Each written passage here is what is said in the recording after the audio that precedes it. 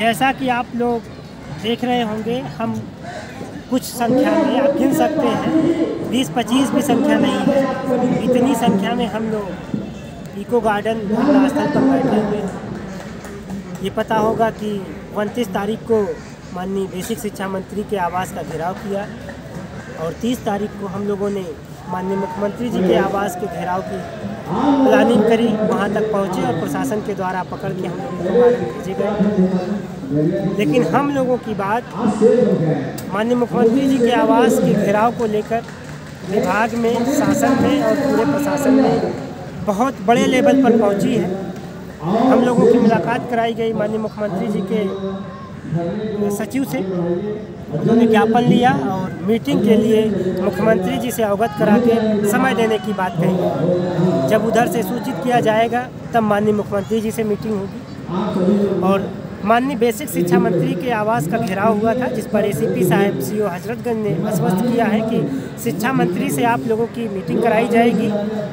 आज हमने एसीपी साहब से बातचीत की, बुलाए थे वो, जिस पर उन्होंने कहा कि जब भी मीटिंग होगी विभाग के सभी आला कमान अधिकारी होंगे और कोई सकारात्मक बात हो सके, क्योंकि हम लोग बार बार मीटिंग करें, मुलाकात करें, कोई निर्णय ना हो, इसका कोई मतलब नहीं। यदि हमारी मांग गलत है तो इसका भी स्पष्ट वो कारण दे सके, यदि हमारी मांग सही है तो उस पर वो आगे कार्रवाई करें। जो आप सबको पता है कि हम लोग किस स्थिति में, इसलिए जितने भी साथी हैं हम सब लोगों ने यह निर्णय लिया है कि आज इस धरने को समाप्त किया जाता है, प्रशासन के द्वारा विज्ञापन देकर समाप्त किया जाएगा और आने वाले दिनों में हमारी जो भी अभी तक आंदोलन हुए, घेराव हुए, उस पर मीटिंग हो जाने के उपरांत जल्द ही हम लोग फिर से निर्णय लेंगे।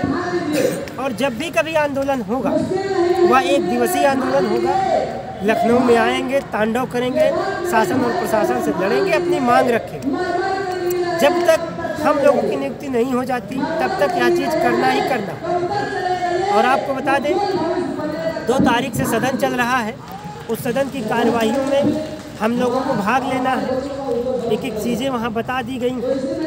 माननीय नेता विरोधी दल के द्वारा सदन में बात रखी जाएगी और प्रस्ताव पे भी चर्चा होगी। फाइलें बना के दी गई, उस पर क्या निर्णय होता है वो विधानसभा अध्यक्ष और विधान परिषद के सभापति निर्णय लेंगे, तब आगे कार्रवाई होगी। लेकिन आप सब लोगों ने जिस तरीके से धरने में ना आकर निराश किया वह बेहद ही निंदनीय है और सोचनीय है। आप लोग किसी भी स्तर पर बताइए, हम लोग 60-70 लोगों की संख्या के साथ कैसे लड़ाई लड़ सकते हैं?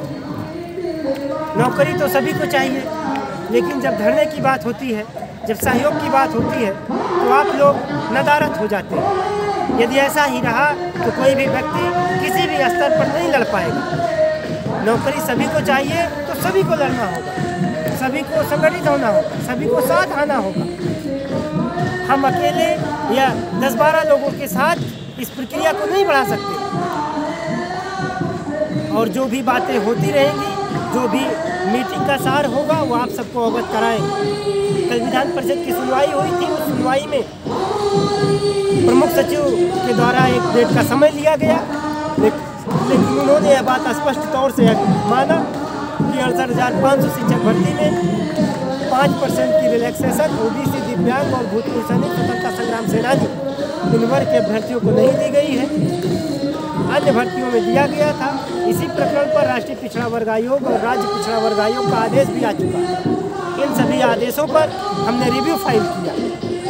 इस पर माननीय सभापति और साथ के सदस्य ने ये बात कही कि जब निर्णय लेना है आपको, चाहे मामला न्यायालय में हो, चाहे आयोग से आदेश आया, तो उस पर आप कार्यवाही करिए और उस कार्यवाही का निदान करके निर्णय लीजिए, क्योंकि हर स्तर पर निर्णय आपको लेना है। यदि आप निर्णय नहीं लेंगे तो ये प्रक्रिया चलती रहेगी। और उन्होंने अगली बैठक का समय लिया, इसलिए हमारी कार्यवाही लंबित है। जब भी अगली बैठक होगी उस पर निर्णय हो जाएगा, लेकिन उसके पहले लगातार शासन और सरकार पे बराबर हम लोग दबाव बनाते रहें। इसकी यही प्रक्रिया है कि जब भी कभी अब धरने का ऐलान होगा आप लोग बढ़ चढ़ कर साथ देंगे और सहयोग करेंगे। जो भी, और एक बात और बता दूँ, जो भी सहयोग की बात की जा रही है, आप लोग सो रहे हैं, कुछ लोग ये आश्वस्त हैं कि हमारा काम हो जाएगा। तो जितनी भी मेहनत की गई सभी पर किए कराए पर पानी फिर जाएगा। 5 तारीख को राजभवन में हमारी मुलाकात होनी है। जो भी डेटा जमा किया गया था उसके परिप्रेक्ष्य में चर्चा होनी है।